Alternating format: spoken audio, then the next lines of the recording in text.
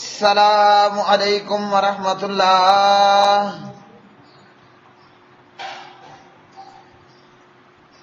ترجمہ تفسیر القرآن الکریم، سبق نمبر 390،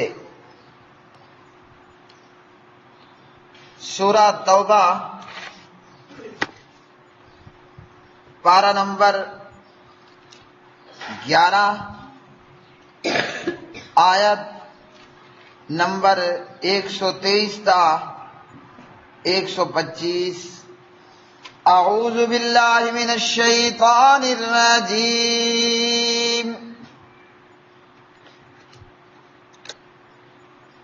یا ایھا الذین آمنوا قاتلوا الذین یلونکم من الکفار ولیجدوا فیکم غلظہ وَاعْلَمُوا أَنَّ اللَّهَ مَعَ الْمُتَّقِينَ۔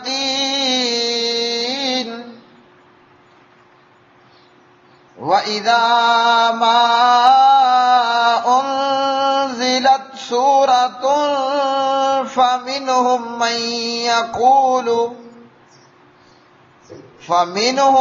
مَنْ يَقُولُ أَيُّكُمْ زَادَتْهُ هَٰذِهِ إِيمَانًا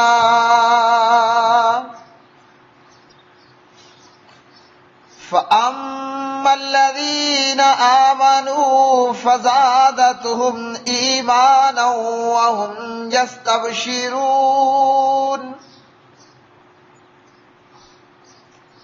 وَأَمَّا الَّذِينَ فِي قُلُوبِهِم مَّرَضٌ فَزَادَتْهُمْ رِجْسًا إِلَىٰ رِجْسِهِمْ وَمَاتُوا وَهُمْ كَافِرُونَ۔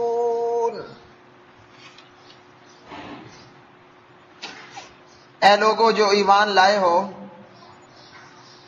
ان لوگوں سے لڑو جو کافروں میں سے تمہارے قریب ہیں، اور لازم ہے کہ وہ تم میں کچھ سختی پائیں، اور جان لو کہ بے شک اللہ تعالی متقی لوگوں کے ساتھ ہے۔ اور جب بھی کوئی صورت نازل کی جاتی ہے تو ان میں سے کچھ لوگ ایسے ہیں جو کہتے ہیں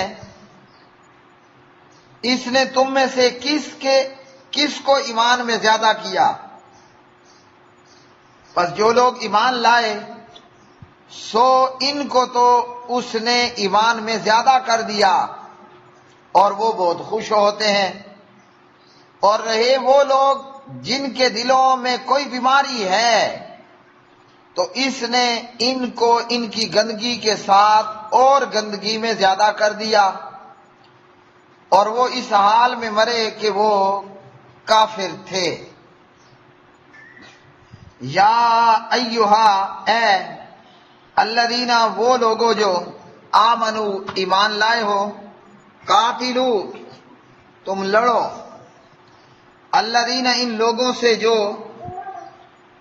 یلونکم، تمہارے آس پاس ہیں، من الکفار، کافروں میں سے، ولیجدو، اور چاہیے کہ وہ پائیں، فیکم، تمہارے اندر،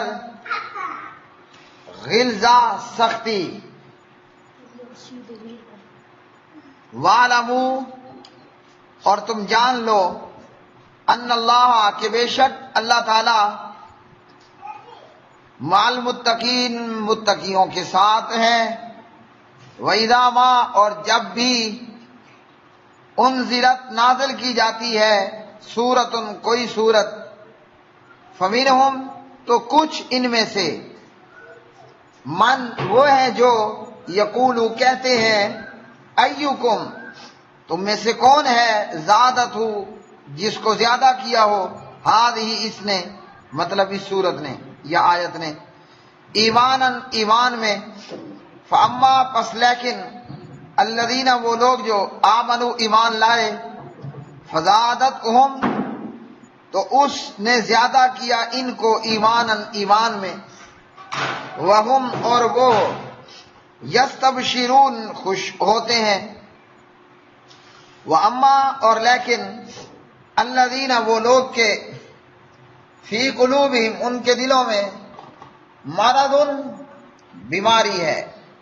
فزادتہم تو اس نے زیادہ کر دیا ان کو رجسن پلیدی میں، الی رجسہم ان کی پلیدی کے ساتھ، وماتو اور وہ مرے، وہم اس حال میں کہ وہ کافرون کافر تھے۔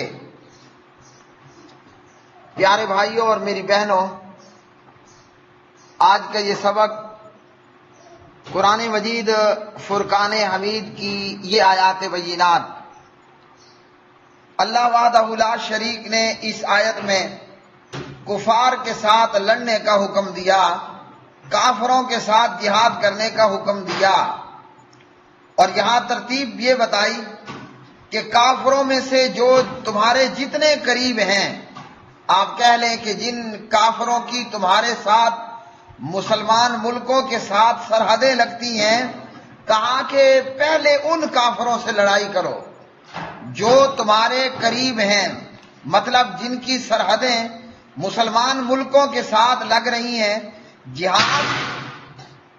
جہاد اور قتال کا طریقہ یہ ہے کہ سب سے پہلے انہی کافروں کے ساتھ جہاد کرو۔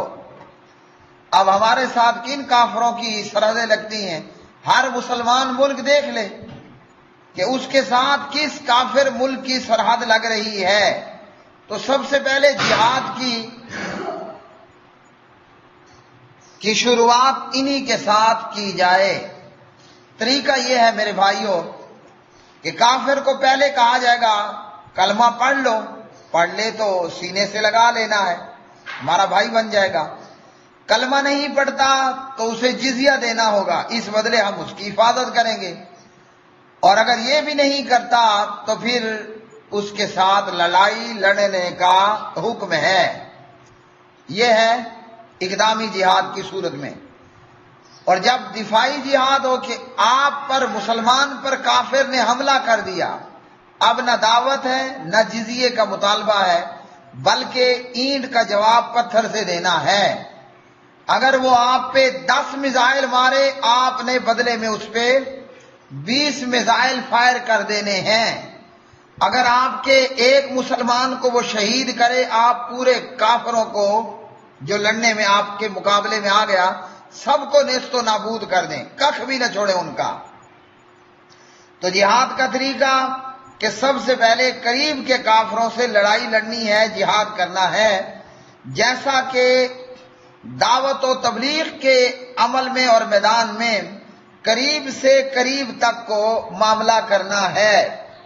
نبی علیہ الصلوۃ والسلام نے دعوت دین کے لیے اور تبلیغ دین کے لیے سب سے پہلے لوگ جو آپ کے قریب تھے، وہ آپ کے گھر والے ہوں، آپ کے کنبے قبیلے والے ہوں، آپ کی بستی اور شہر والے ہوں، اور آپ کے ملک والے ہوں، تبلیغ اور دعوت کے میدان میں بھی یہی کام کیا کہ قریب سے قریب تر لوگوں سے معاملہ شروع کیا گیا۔ اور اسی طرح جہاد کے اندر بھی قریب سے قریب جو کافر پڑ رہا ہے اسی کے خلاف جو ہے وہ جہاد کرنا ہے، لڑائی کرنا ہے۔ جیسا کہ پیارے نبی علیہ الصلوۃ والسلام نے دعوت و تبلیغ میں اور جہاد فی سبیل اللہ میں اپنی سیرت طیبہ میں ہمیں کر کے دکھایا۔ پیارے نبی علیہ السلام نے قریش کے خلاف جنگ کی، پھر اسی طرح دیگر قبائل عرب کے ساتھ جنگ کی، پھر بنو قریظہ، بنو نذیر اور اہل خیبر کے یہود کے ساتھ جنگ کی، پھر مدینے کے ارد گرد کے علاقوں کو فتح کیا، اور پھر اس کے بعد یمن اور بحرین کی طرف معاملہ گیا۔ جب ان تمام سے فارغ ہوئے تو پھر تبوک کی مہم پر روانہ ہوئے اور ملک شام کے عیسائیوں کے خلاف جہاد کرنے کے لیے نکلے۔ اور آپ علیہ الصلوۃ والسلام کے بعد آپ کے خلیفہ اور امام برحق خلیفہ بلا فصل جناب ابو بکر صدیق اکبر رضی اللہ تعالی عنہ نے بھی یہی کیا، اور صدیق کے بعد جناب عمر فاروق اعظم رضی اللہ تعالی عنہ نے بھی یہی کیا، اور اسی طرح آگے خلفاء جو ہے وہ کرتے رہے، یہاں تک کہ شام فتح ہوا، عراق اور فارس فتح ہوئے، پھر مصر اور پھر مشرق کی طرف ہندوستان، خراسان، چین اور مغرب کی طرف افریقہ، اندلس، فرانس، اور اسی طرح پھر پوری دنیا کے اندر جو ہے وہ لا الہ الا اللہ کا پھریرا لہرانے لگا۔ تو جب مسلمانوں نے یہ کام کیا، پوری دنیا میں اسلام بلند ہوا اور مسلمان عزت مند ہوئے۔ اور جب ہم نے جہاد کو چھوڑا، نتیجہ یہ ہے کہ اپنے ملک کے اندر بھی بے عزت ہے اور کافروں کے ملک میں بھی آلریڈی بے عزت ہے۔ دنیا مسلمان پہ تنگ ہو چکی ہے، چاہے مسلمان اراکان میں ہو، مسلمانوں کا ملک ہے، اور چاہے مسلمان ہندوستان میں ہو، مسلمان ہر جگہ بے عزت ہو چکا، بے وقت اور بے توقیر ہو چکا ہے۔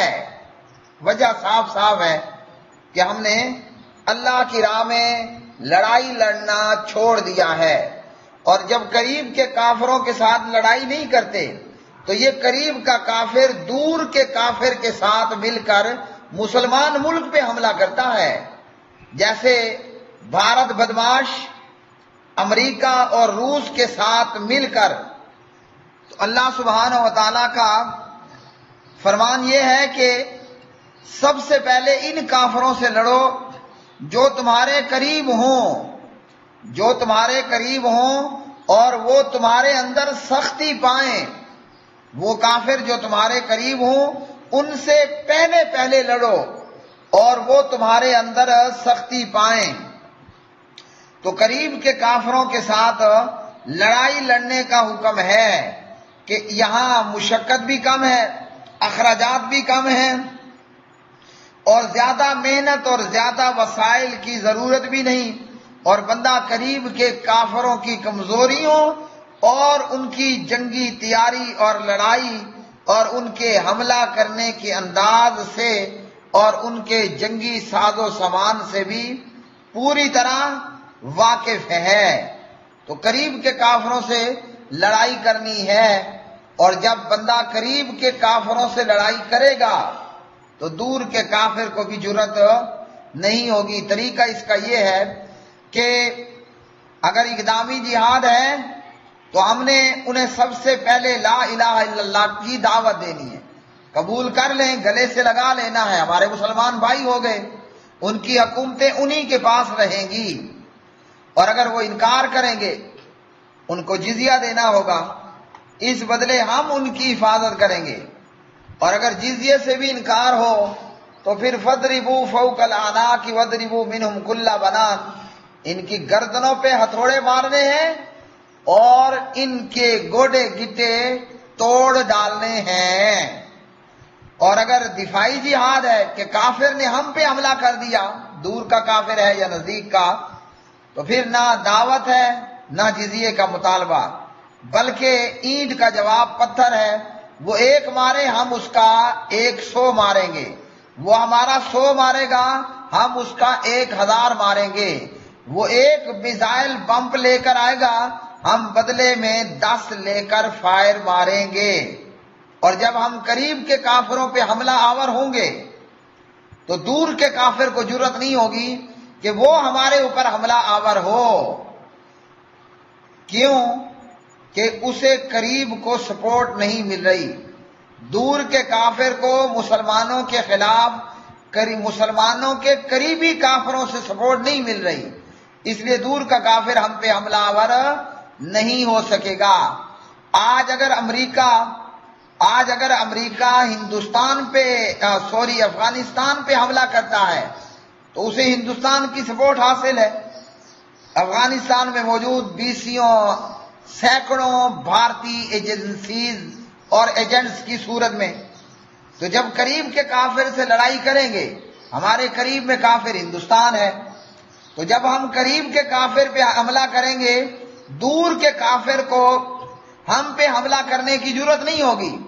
اگر اہل عرب اسرائیل اور یہودیوں پہ حملہ کر دیتے ہیں، امریکہ کو کبھی جرأت نہیں ہوگی کہ وہ عراق اور شام پہ حملہ کرتا۔ لیکن چاہے عرب ہوں یا عجم ہوں، ہماری حالت زار کچھ یوں بگڑ گئی ہے کہ ہم نے جہاد ویسے مطلقاً چھوڑ دیا۔ اگر ہم جہاد کرتے ہوتے اور قرآن کی اس آیت پر عمل کرتے ہوئے اگر ہم اسرائیل پر اہل عرب حملہ کر دیتے، اگر ہم ہندوستان پر اہل پاکستان حملہ کر دیتے، تو امریکہ کو جرأت نہ ہوتی کہ وہ جا کر عراق پہ اور صدام پہ حملہ کرے، امریکہ کو جرأت نہ ہوتی کہ وہ جا کر شام پہ حملہ کرے۔ اگر اہل عرب نے اسرائیل پہ حملہ کیا ہوتا، حالانکہ ہم تعداد میں زیادہ ہیں، ہم قوت و توانائی میں بھی زیادہ، اور ہم مومن اور ایماندار ہیں اور وہ پکے بے ایمان اور کافر ہیں، تو قرآن نے کہا کہ قریب کے کافروں سے لڑائی لڑو۔ عرب میں قریب کا کافر اسرائیل ہے، لیکن لڑائی نہیں ہو رہی۔ نتیجہ یہ کہ امریکہ کا جہاں دل چاہتا ہے وہ ٹارگٹ کر دیتا ہے، وہ چاہے شام پر بمباری ہو یا عراق پر حملہ کرنا ہو، شام پہ سوریا پہ بمباری کرنا ہو یا عراق پہ حملہ کرنا ہو۔ روس دور کا کافر ہے، لیکن وہ جا کر اہل شام پہ حملہ کرتا ہے، کیونکہ اہل عرب نے اسرائیل کے ساتھ لڑائی نہیں کی۔ آپ کہیں گے تاریخ میں کچھ ٹھکا ٹھوکی ملتی ہے، تو اس کی کوئی ویلیو نہیں ہے۔ اگر اہل عرب نے اسرائیل پہ حملہ کیا ہوتا، امریکہ اور رشیا انہیں کبھی جرأت نہ ہوتی کہ یہ عراق اور شام پہ حملہ آور ہوتے۔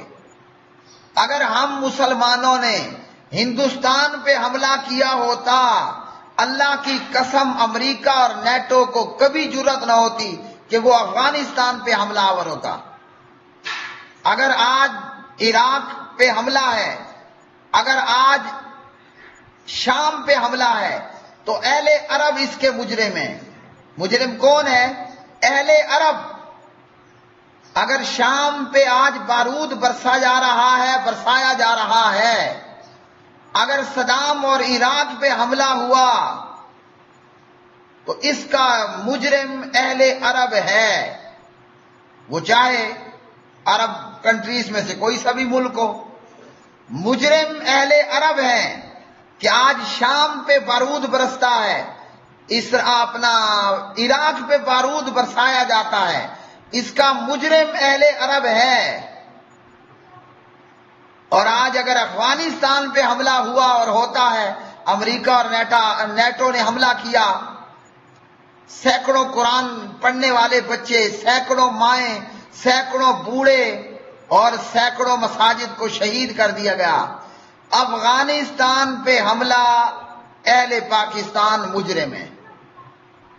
اگر اہل پاکستان نے بھارت بدماش پہ حملہ کیا ہوتا، تو اس صورت میں کبھی بھی امریکہ کو جرأت نہ ہوتی کہ وہ افغانستان پہ حملہ کرتا۔ ہم مجرم ہیں کہ ہم نے ہندوستان پہ حملہ نہیں کیا، بھارت بدماش پہ حملہ نہیں کیا، اس لیے امریکہ نے افغانستان پہ حملہ کر دیا۔ اگر ہم اہل پاکستان نے بھارت بدماش پہ حملہ کیا ہوتا، تو ہندوستان کو کبھی جرأت نہ ہوتی کہ وہ ہمارے اٹوٹ انگ کشمیر پہ حملہ آور ہوتا۔ کشمیر پہ حملہ ہے، اور بھارتی بدماشوں آرمی کے لوگوں کی اگر مقبوضہ کشمیر میں گھس بیٹھ ہے، تو اہل پاکستان مجرم ہے۔ فلسطین پہ حملہ اہل عرب مجرم ہے، عراق پہ حملہ اہل عرب مجرم ہے، شام پہ حملہ اہل عرب مجرم ہے، افغانستان پہ حملہ، کشمیر پہ حملہ اہل پاکستان مجرم ہے۔ اب میرے بھائیوں، یہاں ایک بہت بڑی فقہ کی بات، قرآن نے کہا کہ قریب، کل آپ کو بتایا نا تفقہ فی الدین کے حوالے سے، تو قرآن مجید نے ہمیں بتایا قریب کے کافروں کے ساتھ لڑائی لڑو، حملہ کر دو، اٹیک کر دو۔ یہ جناب جتنے میزائل ہیں، ایٹم بم ہیں، ہم نے کسی آرمی چیف کی برتھ ڈے پر، سالگرہ پر تو نہیں فائر مارنے نا، تو یہ اس لیے ہے کہ دشمن پر حملہ کرو، ان کو سجا کر رکھنا تو کوئی نہیں ہے۔ قرآن نے کہا کہ قریب کے کافروں سے لڑو۔ اگر ہم قریب کے کافروں سے لڑیں تو میرے بھائی اس کا فائدہ یہ ہوگا کہ اسرائیل اہل پاکستان پہ حملہ کرنے کے لیے بھارت بدماش کی سپورٹ نہیں حاصل کر سکے گا، کیونکہ بھارت کا اپنا وجود ہی باقی نہیں رہے گا۔ یہ ہے قریب کے کافروں پر حملہ کرنے کا فائدہ۔ اچھا جی، اور یہی معاملہ دعوت و تبلیغ میں بھی ہے کہ نبی علیہ السلام نے سب سے پہلے اپنے گھر سے، پھر نبی علیہ السلام نے اپنے محلے سے، پھر اپنے قبیلے سے، پھر اپنی بستی سے لا الہ الا اللہ کے پیغام کو عام کیا۔ اور جنگ کے اندر بھی، جہاد کے اندر بھی نبی علیہ الصلوۃ والسلام کی یہی سیرت رہی۔ آپ نے قریش کے خلاف جنگ کی، مکہ والوں کے خلاف جنگ کی، جزیرہ عرب کے دیگر قبائل کے خلاف جنگ کی، پھر بنو قریظہ اور بنو نذیر کے یہودیوں کے خلاف جنگ کی، پھر اہل خیبر کے یہود کے خلاف جنگ کی، اور پھر مکہ فتح ہوا، پھر یمن و بحرین فتح ہوا، اور پورا جزیرہ عرب اسلام کی آغوش میں آ گیا۔ پھر نبی علیہ السلام تبوک کی مہم کے لیے روانہ ہوئے اور شام کے عیسائیوں کے خلاف جہاد کرنے کے لیے نکلے، اور آپ کے بعد ابو بکر و عمر رضوان اللہ تعالی علیہما نے یہی ترتیب جاری رکھی، اور شام فتح ہوا، عراق اور فارس فتح ہوا، پھر مشرق کی طرف ہند اور خراساں اور چین فتح ہوئے، پھر اندلس اور فرانس فتح ہوئے، اور پھر اس دنیا پر لا الہ الا اللہ کا پھریرا رہلانے لگا۔ اللہ تعالیٰ مسلمانوں کو پھر سے یہ توفیق دے کہ کفار کا تسلط ختم کرنے کے لیے اپنے موجودہ اسلامی ممالک میں، دنیا بھر میں جس مسلمان ملک کے ساتھ جو بھی قریب کا کافر ہے، مسلمان ملک اس پہ حملہ کر دے، اس پہ لڑنا شروع کر دے۔ جب اہل عرب اسرائیل پہ حملہ آور ہو جائیں گے، روس بھارت کی جرت نہیں ہوگی کہ وہ عراق اور شام پہ حملہ آور ہو۔ جب اہل پاکستان اصابتان من امتی اعرضهم اللہ من النار پر عمل کرنے کے لیے اہل ہندوستان پہ، ہندوؤں پہ حملہ کر دیں گے، بھائیوں کشمیر مقبوضہ نہیں رہے گا، افغانستان پہ امریکیوں کو حملہ کرنے کی جرت نہیں ہوگی۔ فرمایا کہ کافروں کو چاہیے تمہارے اندر سختی پائیں، اور یہ بھی بتا دیا کہ اللہ سبحانہ و تعالی متقی لوگوں کے ساتھ ہے، جو اللہ کا تقوی رکھنے والے ہیں۔ جب مسلمانوں کے خلفاء اور مسلمانوں کے جنگجو اور امیر لشکر وہ متقی رہے، مسلمان فتح و کامیابی و کامرانیوں کو حاصل کرتے رہے، اور جب تقوی گیا تو شکست اور ذلت اور رسوائی نے ڈھیرے ڈال دیے، جو کہ ابھی تک فی الحال موجود ہے۔ اس کے بعد کی آیات میں میرے پیارے بھائیوں، اللہ رب العالمین نے فرمایا، ایمان کے زیادہ اور کم ہونے کے حوالے سے اللہ نے بات کہی کہ اللہ رب العالمین فرماتے ہیں منافق لوگ اعتراض کیا کرتے تھے کہ قرآن نازل ہونے پر، قرآن پاک کے نازل ہونے پر کس کا ایمان زیادہ ہوا، سورت یا آیت یا آیات کے نازل ہونے پر کس کے ایمان میں اضافہ ہوا؟ تو اللہ تعالیٰ نے فرمایا ایمان والے جو ہیں ان کے تو ایمان میں اضافہ ہوتا ہے اور ہو جاتا ہے اور ہوا ہے، رہ گیا معاملہ کافر پہلے پلید ہے، وہ مزید گندگی اور پلیدگی میں مبتلا ہو جاتا ہے۔ تو اس آیت سے ہمیں یہ درس ملا کہ ایمان کم بھی ہوتا ہے اور ایمان زیادہ بھی ہوتا ہے، ایمان کم بھی ہوتا ہے اور ایمان زیادہ بھی ہوتا ہے۔ منافق مسخرہ کرا کرتے تھے، منافق مسخرہ کیا کرتے تھے اور یہ کہا کرتے تھے کہ کس کے ایمان میں اضافہ ہوا۔ منافقوں کا مسخرہ اور ان کے نفاق کی وجہ سے ان کے دلوں کے اندر موجود یہ بیماری، جبکہ ایمان والوں کا تو ایمان زیادہ ہوتا ہے۔ تو منافقوں نے مسخرہ کیا اور اعتراض کیا کہ بھائی اس سے کس کے ایمان میں زیادتی ہوئی، اضافہ ہوا، بطور استہزاء وہ یہ کہا کرتے تھے۔ تو قرآن کی اس آیت نے بتایا کہ ایمان زیادہ بھی ہوتا ہے اور ایمان کم بھی ہوتا ہے۔ افسوس یہ کہ کلمہ پڑھنے والے ہیں، کلمہ پڑھنے والے ہیں، مگر ایمان کے زیادہ اور کم ہونے کو تسلیم نہیں کرتے، ایمان کے کم اور زیادہ ہونے کو تسلیم نہیں کرتے، بلکہ تعویلات کا سہارا لیتے ہیں، جو کہ تعویلات کم اور تحریفات زیادہ ہیں، تعویلات کم اور تحریفات وہ زیادہ ہیں۔ اور یہ لوگ جواب دیتے ہیں کہ جناب ایمان نہ بڑھتا ہے نہ کم ہوتا ہے، بلکہ ہر ایک کا ایمان یکساں، ایکول اور برابر رہتا ہے۔ تو قرآن مجید نے ہمیں بتایا کہ ایمان کم بھی ہوتا ہے اور ایمان زیادہ بھی ہوتا ہے۔ اور امام بخاری، امام ابو عبداللہ محمد بن اسماعیل، امام بخاری رحمہ اللہ صحیح بخاری میں کتاب الایمان لائے۔ اچھا جی، اور یہاں امام بخاری رحمہ اللہ قرآن مجید کی کئی ایک آیات لے کر آئے۔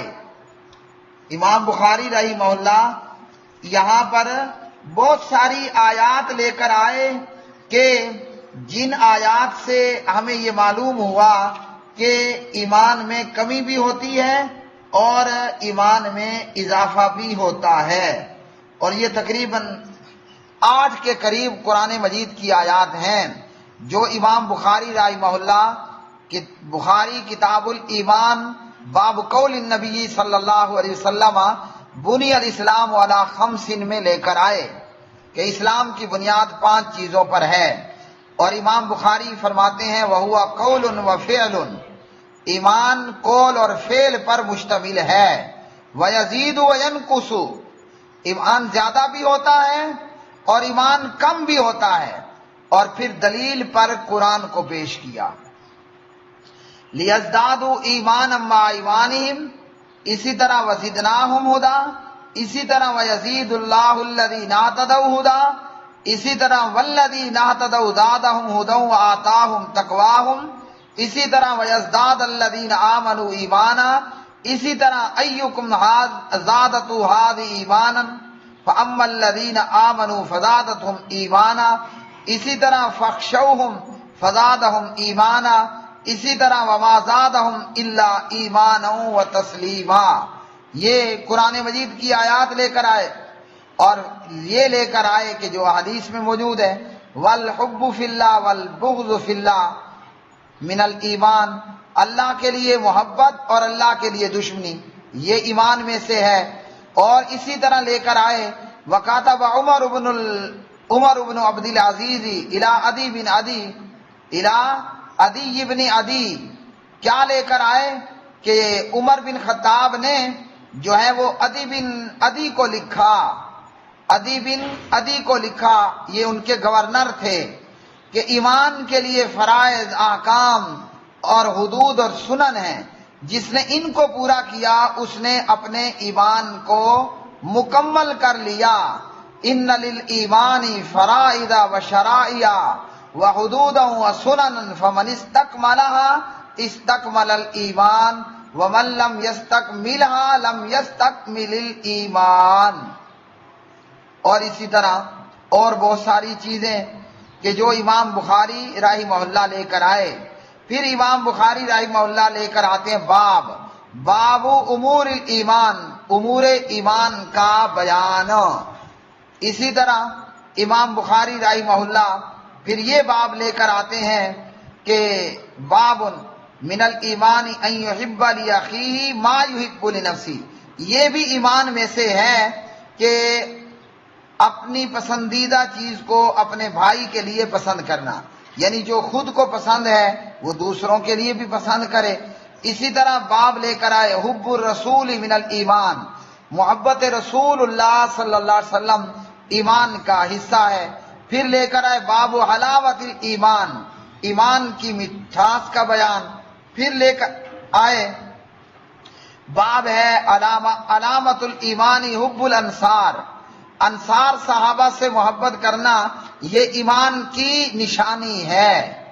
اور اس طرح بہت ساری چیزیں، تو پتہ چلا کہ ایمان کم بھی ہوتا ہے اور ایمان زیادہ بھی ہوتا ہے۔ جبکہ ان دیوبندیوں بریلویوں نے کیا کہا، ایمان بس ایک جگہ جامد ہے، نہ اس میں اضافہ ہوتا ہے نہ اس میں کمی ہوتی ہے، نہ اس میں سکریچ آتے ہیں اور نہ اس میں کوئی صفائی ستھرائی ہوتی ہے۔ تو آخر دعوانا الحمدللہ رب العالمین۔